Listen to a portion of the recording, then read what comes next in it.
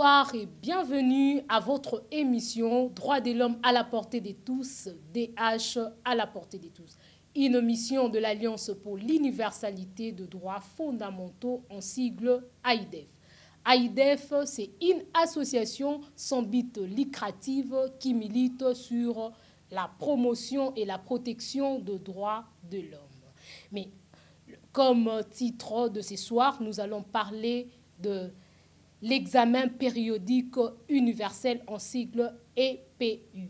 Mais avant d'entrer dans le vif de notre sujet, nous allons donner la parole à Maître Jaël Manzambi qui va nous parler sur l'actualité et elle va en même temps présenter l'invité de ce soir. Bonsoir Maître Jaël Manzambi. Bonsoir Maître Priska Dikabengue, chers téléspectateurs. Comme annoncé par Maître Priska, avant d'entrer dans le vif du sujet, nous allons toucher les questions sur l'actualité. Alors dans l'actualité, il faudra noter que l'AIDEF continue le plaidoyer pour l'application de la loi de l'habeas corpus. Et aussi, dans l'actualité, toujours, l'AIDEF continue également de plaidoyer pour la création du comité permanent de suivi des détentions. Et à part l'actualité par rapport à l'AIDEF, il faudra aussi parler de l'insécurité à l'est du pays, à l'est de Kinshasa vers le Bandundu. Nous connaissons tout ce qui se passe là-bas, ça fait déjà un bout de temps. Alors, notre invité de ce soir, on va le présenter. C'est quelqu'un que vous connaissez très bien, qui est toujours là, qui répond toujours présent à toutes nos invitations. Il s'agit de Maître Jean-Pierre Bolongo. Maître Jean-Pierre Bolonga. Maître Jean-Pierre Bolonga, il est président de l'ONGDH Humanity New Horizons, c'est-à-dire les nouveaux horizons de l'humanité. Bonsoir Maître Jean-Pierre Bolonga. Bonsoir Madame. Et bienvenue à l'émission DH à la portée de tous. Merci beaucoup. Alors Maître Jean-Pierre, pouvez-vous faire un commentaire par rapport à l'insécurité de ce qui se passe à l'est de notre pays, sans oublier ce qui se passe vers le Bandundu, Kwamutu et tous ces coins-là? Merci de la parole. Le problème de l'insécurité à l'est du pays et puis ici à Bandundu, même jusqu'à Kinshasa parce que ça a déjà touché le plateau de Bateke et même au niveau de Maluku ici, nous sommes déjà touchés. Ce sont des contrées qui font partie de la vie de Kinshasa. C'est une question qui préoccupe tout le monde. La paix et la sécurité font partie des droits de l'homme. D'ailleurs, ce sont les droits de la première génération qui font partie des droits civils et politiques. Ce qui se passe à l'est du pays, aujourd'hui, ça va au-delà des limites. Cette histoire a trop duré, ça fait des années, depuis la guerre de la FDR en 1997, il y a eu des groupes qui se sont multipliés là-bas, qui sèment la désolation et la terreur à l'est du pays. Il y a eu des avancées à un certain moment par le gouvernement congolais, mais néanmoins, jusqu'au jour d'aujourd'hui, nos frères qui sont à l'est du pays continuent à être décapités, des familles qui sont endeuillées. C'est ce qui fait que la situation perdure toujours avec le mouvement M23 et les autres groupes armés qui équiment à l'est du pays. Il y a eu certaines solutions qui ont été prises par le gouvernement congolais, telles que l'état de siège. On a fait appel à certaines forces régionales, telles que les forces ougandaises, l'ONU est là, et de l'autre côté, nous avons les forces DAC, mais la situation ne s'améliore pas. Raison pour laquelle nous demandons à l'État congolais de doter de moyens à nos forces armées et à nos services de sécurité pour que cette histoire-là prenne fin. Et ce qui nous préoccupe encore, c'est quoi? Ce n'est pas seulement ce qui se passe à l'Est. Toutes nos attentions étaient focalisées à l'Est. Mais à l'ère actuelle, depuis que le conflit qui a commencé à Kwamutu sur base d'une redevance coutumière a commencé, entre les Teke et les Bayaka, aujourd'hui, cette histoire-là n'est plus sous contrôle même du gouvernement congolais. Raison pour laquelle cette histoire-là, ce mouvement-là a endeuillé beaucoup déjà. Et il y a encore une autre forme qui est née aujourd'hui, qui part de ces mouvements-là qu'on appelle Mobondo aujourd'hui, qui récupère des villages, qui endeuille des familles, et quand il crie au nom d'un certain ancien empire Lunda, et il tue les gens. Et quand il récupère les villages, il y a des personnes, des catégories de personnes qui sont ciblées. C'est ce qui nous fait peur aujourd'hui parce que nous sommes en plein génocide au Congo, sans le savoir, mais tous les médias, que ce soit les médias internationaux, nationaux, et puis les acteurs politiques congolais, personne n'en parle d'une manière officielle. Alors que c'est un phénomène qui risque de nous amener dans un état où on sera dépassé. C'est le moment, s'il vous plaît. Parce que lorsqu'on commence à tuer les gens, s'ils basent derrière appartenance ethnique, parce qu'on est Teke, on doit être tué, on est Yandji, on doit être tué, on est de telle tribu, alors on peut s'imaginer que nous sommes en plein génocide, comme ce qui s'est passé au Rwanda, entre les Tutsis et les Hutus. Nous ne voulons pas qu'on en arrive là, raison pour laquelle nous attirons l'attention du gouvernement congolais de prendre des mesures pour que le gouvernement prenne cette situation-là sous son contrôle. Sinon, il n'y a pas moyen de parler. Même au niveau de Bagat, à Kwamutu, on peut arriver même au niveau de Mbankana, Kinsele, partout à Bagat, là, il y a beaucoup de villages qui sont au stade actuel récupérés par ces civiques-là qu'on appelle les Mobondo, et la sécurisation des personnes et de leurs biens, ce sont des prérogatives qui appartiennent au gouvernement congolais. L'État congolais doit savoir comment nous sécuriser. Comme je viens de le dire au début ici, la paix et la sécurité font partie des droits de l'homme et la première responsabilité de ces droits appartient à l'État congolais. Voilà un peu ce qu'on peut au moins parler en bref parce que nous n'avons pas d'État en ce qui concerne la paix et la sécurité à l'est du pays et ici à Kinshasa et puis à Bandung. Merci beaucoup, Maître Jean-Pierre. Là, c'était le point d'actualité présenté par Maître Jaël. Maître Jean-Pierre a insisté sur la paix et la sécurité parce que ça fait partie des droits de l'homme. Maître Jean-Pierre, aujourd'hui, nous allons parler de l'examen périodique universel. Qu'est-ce qu'on peut attendre par examen périodique? L'examen périodique universel est un mécanisme de protection des droits de l'homme qui avait été créé par le système des Nations Unies depuis 2006 et mis en pratique depuis 2007, qui donne des prérogatives au Conseil des droits de l'homme de pouvoir examiner sur base périodique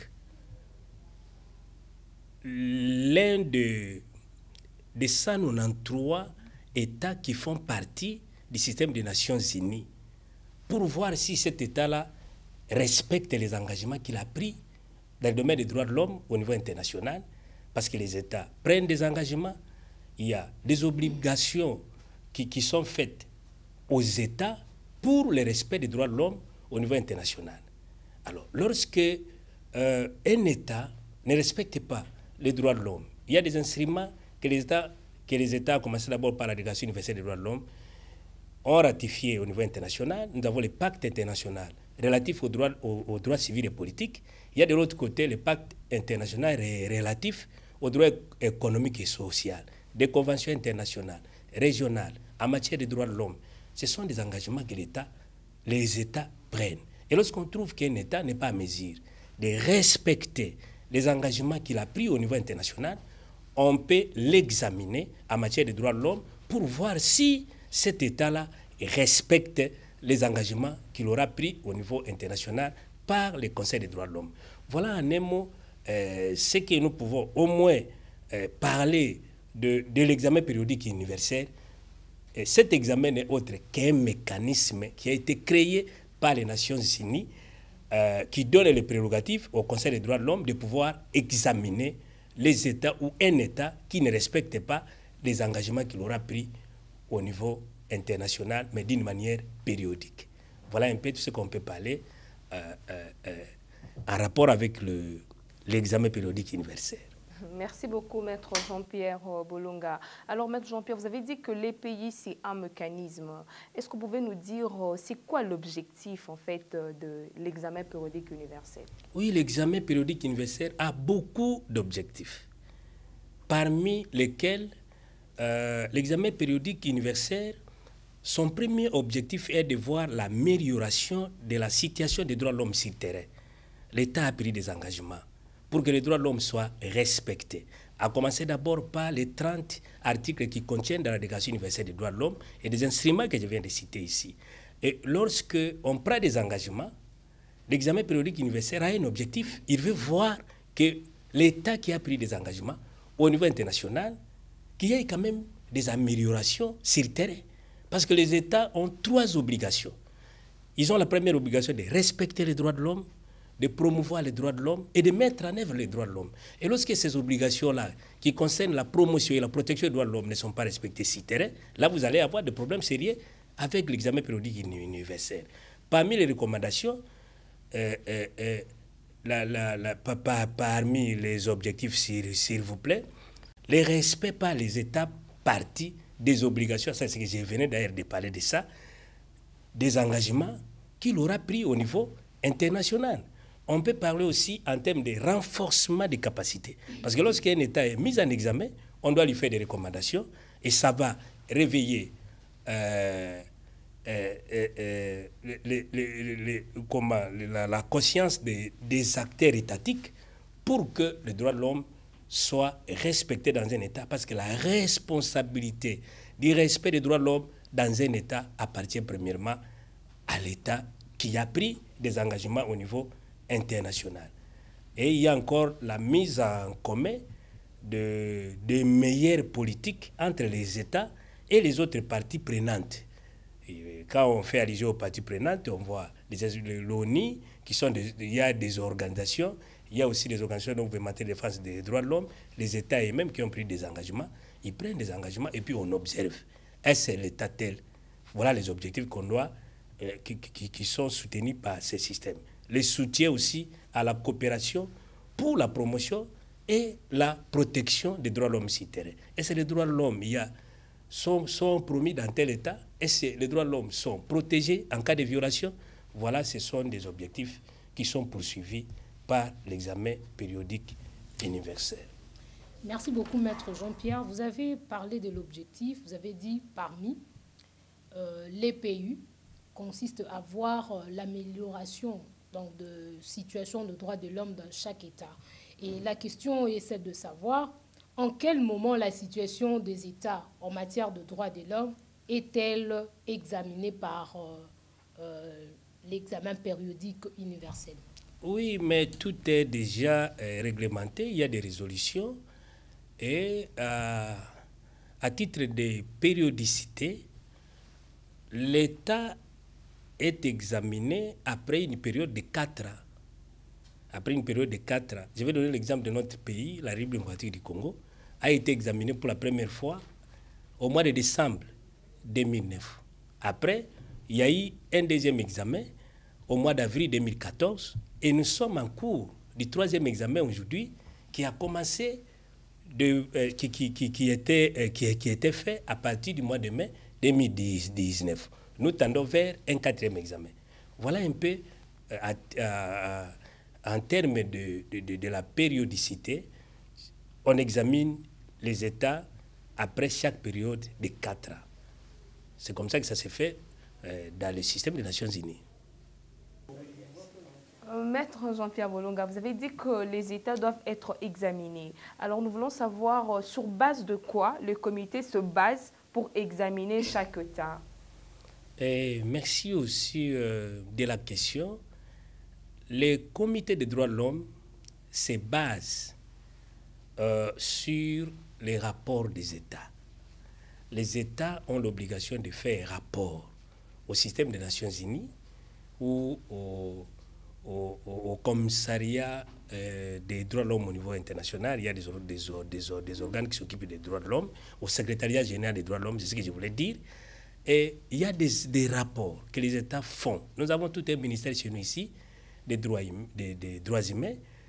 nous avons aussi le ministère de la Justice. Dans le domaine des droits de l'homme, nous avons des mécanismes tels que la Commission nationale des droits de l'homme. Il y a des rapports que les États envoient au niveau de l'ONU dans le domaine des droits de l'homme. Et quand ces rapports-là viennent, c'est sur base de ces rapports-là et sur base aussi des rapports qui sont envoyés ou édictés par les ONGDH, les organisations non gouvernementales de défense des droits de l'homme. Il faut aussi des rapports dans le domaine des droits de l'homme. Il y a aussi des experts des Nations Unies qui font aussi un grand travail. Chez nous, ici, nous avons la mission qu'on appelle la MONUSCO, tout ça. Ce sont des experts des Nations Unies. Ils sont ici dans le domaine des droits de l'homme. Ils font des rapports. Vous voyez que quand on trouve qu'il y a des mauvais rapports ou des rapports qui vont dans le mauvais sens contre un État, à ce moment-là, le comité, le Conseil des droits de l'homme, s'il vous plaît, convoque l'État pour voir que voilà les rapports que nous avons ici et ça ne marche pas chez vous. Qu'est-ce que vous dites? C'est comme ça qu'on peut mettre un État sous examen sur les rapports des États, des ONGDH, des organisations non gouvernementales de défense des droits de l'homme et de certains experts indépendants tels que les experts des Nations Unies. Et voilà, c'est de cette manière-là qu'on peut se baser sur l'examen périodique universel. Merci beaucoup, Maître Jean-Pierre. Poursuivons toujours, restons donc dans le rapport. Et quelles sont les mesures prises pour donner suite à cet examen périodique? Oui, les mesures qui sont prises lorsqu'un État est examiné, il y a un système. On fait des recommandations à l'État qui est examiné. Nous avons trouvé que dans votre pays, vous torturez beaucoup les gens. Cette fois-ci, nous voulons nous rassurer, pendant cette période de 4 ans, avant que nous puissions revenir sur la même question, qu'il y ait des améliorations. Vous voyez? Donc, ce sont des recommandations qui sont faites. Vous allez vous rendre compte avec moi que lors du premier examen de la RDC avait reçu pour la première fois 221 recommandations. Et on n'accepte pas toutes les recommandations. La RDC avait accepté au moins 124 recommandations qui ont été acceptées par la RDC en décembre 2009. On arrive au mois d'avril 2014, la RDC aussi à son tour avait reçu cette fois-là au mois d'avril 229 recommandations, parmi lesquelles la RDC avait accepté de travailler sur 190 qui ont été acceptées. Et il y a au moins une avancée dans ce sens-là parce qu'il y a au moins 163 recommandations qui sont en train d'être appliquées. À ce moment-là, on peut encourager quand même le gouvernement congolais. Le troisième cycle qui est en cours, au mois de mai 2019, il y a eu au moins 267 recommandations qui ont été faites par ses pairs. Les pairs sont des États. Et la RDC avait accepté de travailler, avait accepté au moins 239 recommandations, 240 recommandations que la RDC est en train de travailler. Et il y a eu 28 recommandations notées, c'est que la RDC a mis à côté. À ce moment-là, c'est comme ça que ça se passe dans le système d'examen périodique universel. Maître Jean-Pierre, vous pouvez nous citer quelques recommandations reformulées à la RDC? Quelques, parce que c'est nombreux. Vous pouvez citer même quelques recommandations que la RDC a respectées aussi. On peut citer quelques-unes de ces recommandations. La première, bon, il y a trop, parce que nous avons parlé de 200 et quelques. On va commencer par où et terminer par où. Mais néanmoins, nous ciblons seulement quelques recommandations, comme la question nous est posée dans ce sens-là. Il y a eu la recommandation telle que les États membres, ou les États partis, ou les pairs, avaient recommandé à la République démocratique du Congo de ratifier ou d'adhérer aux principaux instruments de protection des droits de l'homme sur le plan international et sur le plan régional. En un mot, sur le plan international, parce que quand on parle de la région, on fait allusion au niveau continental, tel que chez nous ici en Afrique, parce qu'il y a une commission africaine des droits de l'homme. Et puis au niveau international, on fait allusion à l'ONU, du système qui règne là-bas. il y a eu des recommandations, parmi lesquelles il y a des conventions que la RDC n'a pas encore ratifiées, que ce soit au niveau international, que ce soit aussi au niveau régional. Mais hélas, depuis 2019, on remarque que ce sont des observations que nous, en tant qu'acteurs des droits de l'homme, nous venons de remarquer sur le terrain que la RDC n'a rien fait dans ce sens-là. Il n'y a aucun projet de loi qui tend à recommander l'État congolais, soit le gouvernement congolais, à ratifier tel ou tel instrument de protection des droits de l'homme, que ce soit au niveau international, ou à part les instruments qui ont été ratifiés avant 2019. Là encore, nous sommes en train de marquer les pas. Deuxième recommandation, il y a eu des recommandations qui ont été faites en rapport avec la Commission nationale des droits de l'homme. La Commission nationale des droits de l'homme qui était locataire sur à la Gombe là-bas, vous connaissez, derrière la gare centrale, et cette situation-là, ça coûtait beaucoup plus à l'organisation qui n'avait pas un budget suffisant. Et cette fois-là, on a recommandé à la République, on va dire, du Congo de doter la Commission nationale des droits de l'homme d'un bâtiment propre ou bien d'un domicile propre. Là, il y a une avancée de la part du gouvernement congolais, parce que si vous arrivez au niveau de l'arrêt Batete la Gombe, à côté là, le gouvernement congolais a fait un effort de doter à la Commission nationale des droits de l'homme un bâtiment propre. La Commission nationale des droits de l'homme n'est pas locataire au jour d'aujourd'hui. Parmi les recommandations encore, il y a eu la lutte. On a recommandé au gouvernement congolais de lutter contre la lutte. Il y a eu la lutte contre les tortures corporelles et les traitements inhumains et dégradants. Parce qu'on a remarqué que nos services de sécurité ne se donnent pas une certaine discipline de pouvoir respecter l'intégrité physique des personnes. Lorsque vous avez un problème avec des agents de sécurité, ils sont prêts à porter atteinte à votre intégrité physique. Là, ce sont des tortures corporelles et déjà subissent des traitements inhumains et dégradants.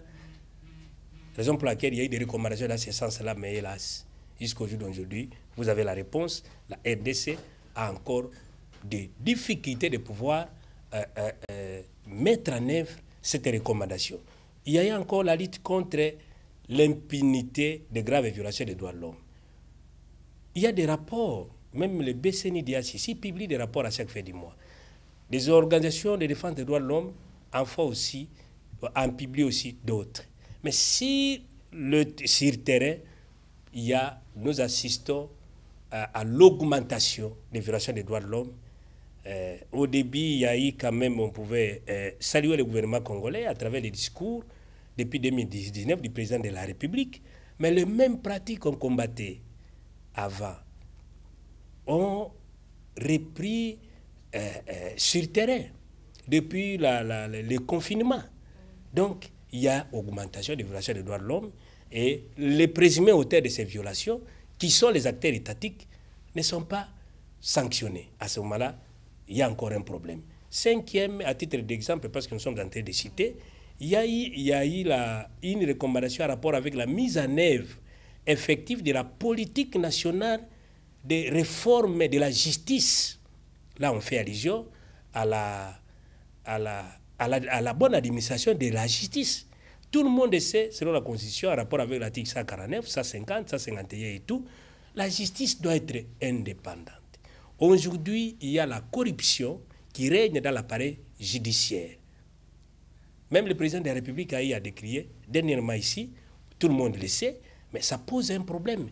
Des juges aujourd'hui, si tous nos juges, ça commence d'abord par la police judiciaire, en passant par le ministère public, n'en parlons même pas au niveau des cours et tribunaux.